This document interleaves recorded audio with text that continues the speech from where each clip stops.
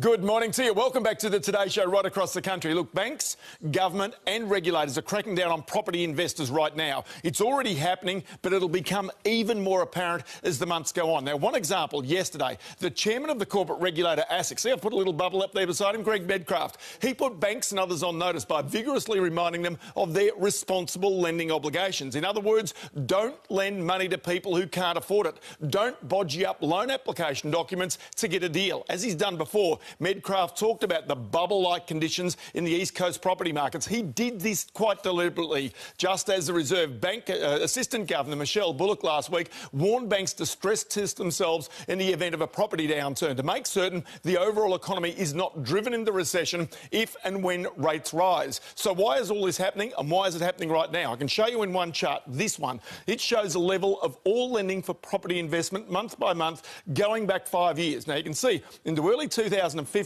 investment lending had more than doubled from $6 billion a month to $12 billion. Alarm bells went off and APRA, the Australian Prudential Regulation Authority that regulates the banks, put the handbrakes on. It forced banks to raise more capital to back their lending and put a speed limit on investment lending. Growth in the loan book could be no more than 10% a year.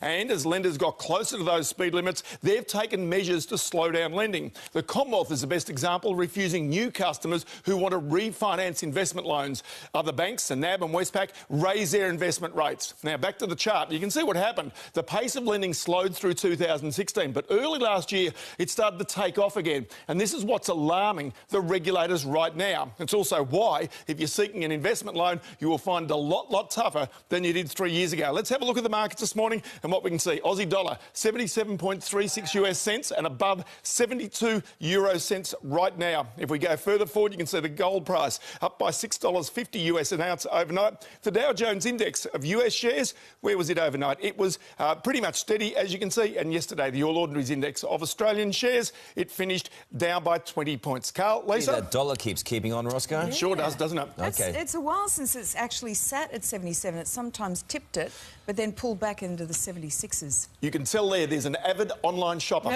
Lisa Wilkinson.